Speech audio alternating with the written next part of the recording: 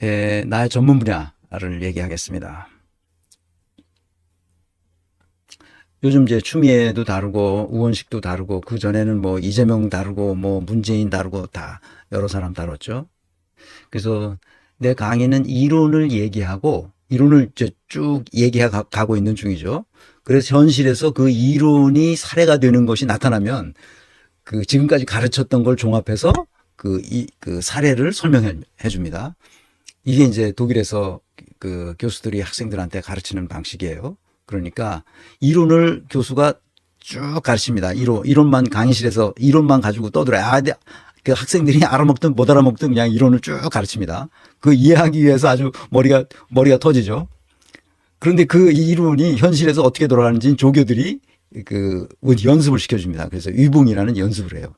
경영학은 그게 연습이 굉장히 중요합니다. 그 연습을 통해서 그 이론이 이게 이렇게 되는 거구나 하고 배우죠. 그리고 세미나에 참석합니다. 세미나에 참석해서 자기가 세미나 논문을 내고 그걸 세미나 아르바이트라고 합니다. 세미나 논문을 아르바이트라고 그래요. 세미나 아르바이트를 내고 그것이 통과되면 세미나에 가서 발표도 하고 그거 가지고 나중에 그 성적을 매깁니다. 그래서 그 통과되기도 하고 그 낙방하기도 하고 그렇습니다. 세미나도 쉽지 않아요. 그 통과되려면. 그러면 그 과목을 어느 정도 이제 익숙하게 된 거죠. 이해했다고 치는 겁니다. 그래서 그 세미나 이 합격 증서를 여러 개 쌓이면 그거 가지고 시험처에 가서 내면 너는 이제 졸업시험 볼 때가 됐다. 아니면 이제 졸업 논문을 쓸 때가 됐다 하는 것을 알려줍니다. 그럼 알려주면 거기에 따라서 이제 졸업 논문을 쓰고 그다음에 그게 통과되면 그래서 시험을 치고 그렇습니다. 시험은 이제 필기 시험이 있고 구두 시험이 있습니다. 이제 그런 어렵고 어려운 과정을 거쳐야 이제 대학을 졸업하는 거죠. 대학을 졸업 성적이 좋아야 그거 가지고 또 박사과정에 들어갑니다. 우리끼리 얘기지만 졸라 어렵습니다. 그러니까 내 전문 분야가 따로 있어요. 내가 경영학자라고 그러지만 내 전공 분야는 인사조직론입니다. 그러니까 주로 인사평가를 하고 인사평가를 하는 이유는 어떤 사람의 유능성 여부를 판단하기 위해서 하는 겁니다. 그러니까 그 사람과의 그러니까 아우겐마스 독일어로는 안목인데 그 사람을 볼 수 있는 안목을 길러야 됩니다. 안목을 기르는 데 있어서 이건 막스 베버가 한 얘기지만 안목을 기르는 데서 가장 중요한 것은 항상 거리감을 두고 있어야 됩니다. 그 안목이 파괴되는 경우가 어떤 경우냐면 그 사람과의 그 거리감이 없어졌을 때, 상실했을 때, 그 사람과의 거리감이 상실했을 때 그 안목이 파괴됩니다. 굉장히 중요한 말이에요. 그거는 막스 베버가 이미 100년 전에 한 말이에요. 정치인은 그러니까 오늘날로 말하면 이 컨설턴트죠. 저 같은 이제 경영 컨설턴트, 인사조직 컨설턴트 이 경우에는 그 사람을 제대로 보기 위해서는 안목이 있어야 되는데 지금 우리가 안목을 배우고 있는 거죠. 인사평가를 위해서. 안목이 있어야 되는데 그 안목은 어느 때 생기느냐 하면 거리감이 있을 때 생긴다는 거예요. 그래서 안목이 언제 파괴되느냐? Distancelosigkeit. 거리감을 상실했을 때.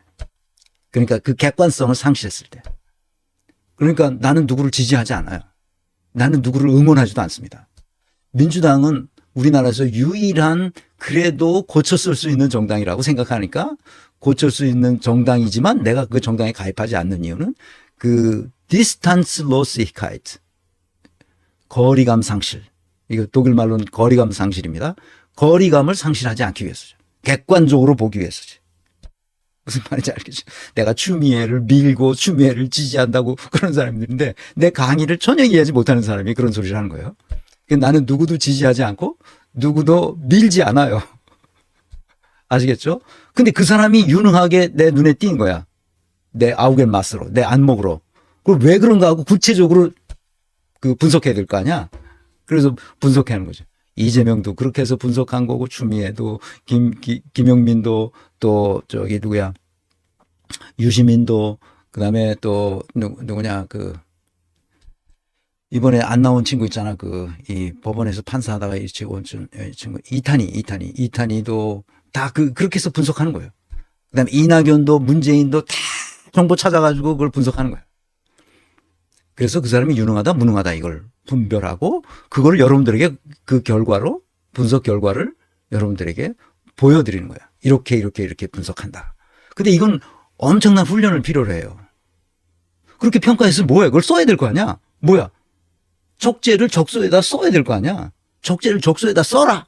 그래야 그 민주당이 개혁되고 그 잘 된다. 그래야 기업이 그 많은 그 성과를 내게 된다. 그래서 임원들 이거 그 영양 진단해 주는 건 굉장히 비싸요. 그래서 이 사람을 여기다 쓰는 게 좋겠다. 이런 걸 다 자문해 주죠. 컨설팅 해 준단 말이죠. 그러니까 적소에다 적재를 배치하고 적재를 적소에다 배치하는 이것이 내 전문 분야란 말이에요. 그 유능성만 판정하면 아무 소용이 없잖아. 인사를 선발했으면 그 선발한 사람이 어디에 가서 일할 수 있도록 해줘야 되지. 이 사람은 어떤 재능을 가지고 있고 어떤 영향 요소가 잘 발휘되고 있기 때문에 그렇게 해야 된다. 아시겠죠? 첫 번째는 거리감을 상실하지 않는다. 나는 누구를 지지하지 않는다. 누구를 밀지 않는다. 내가 누구를 지지하는 것처럼 보였다면 그 사람은 자기 나름대로의 상상 속에서 그렇게 하는 거예요. 나는 누구를 지지하지 않아. 나는 이재명을 지지하지 않아. 이재명의 유능성 때문에 당 대표가 앞으로 한 텀을 더 해라. 그렇게 하는 것이 민주당 개혁에 도움이 된다라고 내가 컨설턴트로서 그렇게 자문하는 거야. 어디에다 대고 이 방송에다 대고 이재명이 이 방송을 듣든지 말든지 그거는 이재명이 알아서 할 일이지. 나는 들어라 말아라 이렇게 말할 수도 없지. 그 바쁜 사람이 뭘 듣겠어. 아시겠죠? 허튼 수작하지 마라 그런 얘기야. 그다음에 그래서 이제 조직론으로 들어가면 그 직무 설계를 해야 되는데 그 성과 책임을 규명해 주는 거예요. 그래서 이런 것을 해야만 한다. 그래서 그것을 직무 기술서나 또는 다른 성과 계약으로 계약을 맺으면 된다. 그래서 탈선하지 않게 만든다 하는 게 굉장히 중요하죠. 직무 설계하는 게 내 전문 분야고 그 직무 설계를 통해서 조직 설계를 하게 돼요. 그러면 조직 전체가 생산성과 창의성이 높아지게 되죠. 그 조직 설계를 통해서 직무 설계로 다시 돌아가요. 그러니까 직무 설계와 조직 설계는 서로 순환 관계에 있어요. 둘이서 같이 돌아가기 때문에 그래요. 그래서 이런 내 전문 분야를 내가 강의하는 거예요. 그러니까 이 세 개는 다 조직으로 뭉쳐져 있잖아. 국가도 하나의 조직이거든.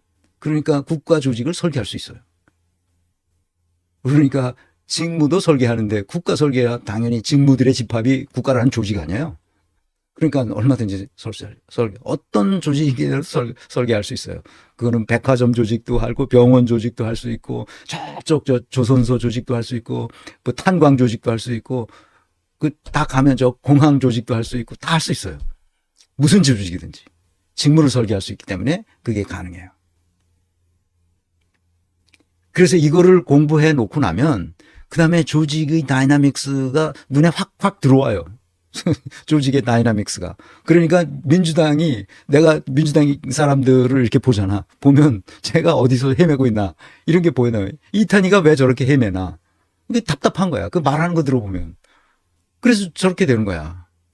똑똑한 줄 알았더니 나중에 보니까 똑똑하다고 생각해서 내가 코딩을 했었는데 그거 아니로구나 하는 걸 나중에 알았죠. 그런 특성이 있는 사람은 큰 일을 못해요. 작은 일에 막 끄달려 다니기 때문에 큰 일을 못해요. 그래서 내가 이렇게 딱 보면 이 사람이 음모론에 빠졌구나 하는 거를 금방 알아요. 이런 걸 수없이 해봤기 때문에 그래요. 그리고 저 사람은 사이비 신흥 종교에 서울대 의대 교수가 사이비 신흥 종교에 빠져 있어요. 그거는 이 지적 수준하고 아무 상관이 없어. 아니 진짜 그렇다니까. 검사가 지금 현직 검사가 지금 퇴직했는지 어쩐지 모르겠는데 검사가 사이비 신흥 종교에 빠져 있어. 그 사이비 신흥 종교의 여러 가지 법적 자문을 그 검사가 해. 근데 그거는 사이비 신흥 종교라고 때려잡을 수도 없고, 그거 어떻게 해. 어떻게 하냐고. 그러니까 독일도 마찬가지야. 독일도 그게 있어요. 그러니까 독일도 사이비 신흥 종교가 있고, 거기도 무슨 점쟁이 같은 놈들이 있어. 거기도 음모론에 빠진 사람들도 있고, 인구의 일정 부분은 그런 성향을 가진 사람이 태어납니다. 그거 어쩔 수 없어. 자신도 왜 그런지 몰라. 거기에 빠져서 있는 거야. 그러니까 그거 없애려고 그럴 필요가 없어. 나한테 와서만 방해를 안 하면 돼. 나한테 와서 방해를 하기 때문에 이제 문제가 생기는 건데, 그래서 여러분 잘 아시면 돼요. 내 강의를 잘 듣고 이해하는 사람인지 아니면 허튼 수작을 부리는 사람인지, 그러니까 여러분들이 알아서 차단해 주세요. 나는 이 손가락이 아파서 이제 그걸 못 하겠어. 내가 왼손 마우스를 쓰기 때문에 이게 서툴러 가지고 시간도 느리고 좀 그래요. 이거 오른손이 나을 때까지 왼손 마우스를 쓰고 있어요. 그 점을 이해해 주시기 바랍니다. 자, 우원식 사태는 정당 민주주의가 후퇴했음을 보여주고 있는 사건입니다.